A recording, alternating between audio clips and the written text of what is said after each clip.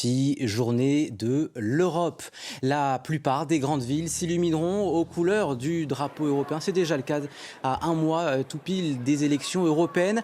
Cette Union européenne qui vous paraît peut-être lointaine et pourtant on est loin de s'imaginer tous les projets qui reposent et qui dépendent aujourd'hui des fonds européens décidés et votés par ces parlementaires que vous élirez dans un mois. Avec nous sur ce plateau, Julien Péat de la Maison de l'Europe en Bourgogne-Franche-Comté qui dépend de notre région. En tout, c'est près de 5 milliards d'euros qui sont versés à la Bourgogne-Franche-Comté sur 6 ans. Si on inclut les subventions aux agriculteurs, ce sont donc des centaines de projets qui sont financés et que l'on retrouve au quotidien sur notre territoire. Exactement, des petits comme des grands projets. Ça va du City-Stade de la Chapelle sous Rougemont à la rénovation de Saône Expo à Port-sur-Saône ou de Jura Park à Lons-le-Saunier, le collège de Quingey, la maison de santé de Pontarlier. Ce sont vraiment des projets qui comptent au quotidien pour les citoyens et pour les territoires.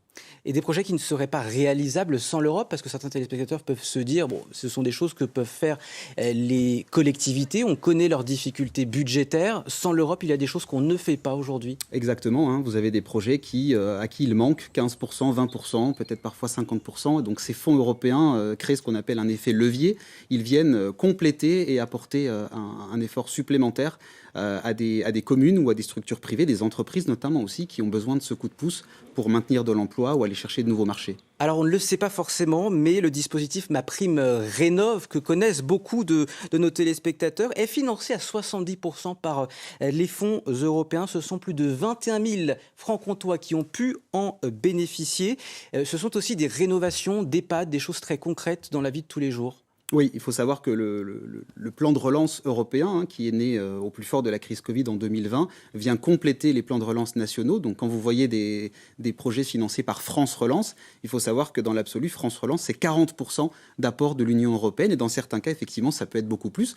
Vos téléspectateurs qui ont peut-être bénéficié d'une prime rénov', eh ben, ils doivent savoir que 70% de la somme qu'ils ont touchée vient du budget européen. C'est 52% même pour ceux qui ont investi dans une voiture électrique. Alors l'Union européenne, ce ne sont pas que des décisions qui font l'unanimité. Il y a par exemple la fin des véhicules thermiques en 2035.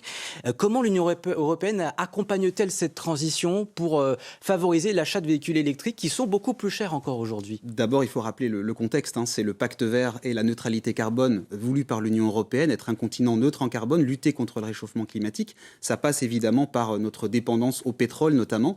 Donc il faut faire cette transition. Et un bonus écologique qui est financé là aussi par Bruxelles. Il y a évidemment tout l'investissement, et notre région tire son épingle du jeu dans l'hydrogène, notamment dans les batteries électriques dans le nord de la France.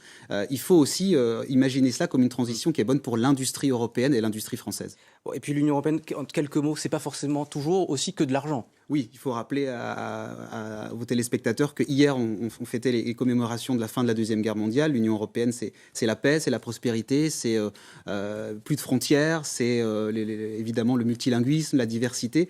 Et elle n'est pas parfaite, cette Union européenne, mais elle a le mérite d'exister. Et il faut dépasser l'indifférence et aller voter le 9 juin. Merci beaucoup, Julien Péat, pour cet appel à la mobilisation. L'Europe, on y reviendra bien sûr la semaine prochaine aussi avec 2 journaux délocalisés.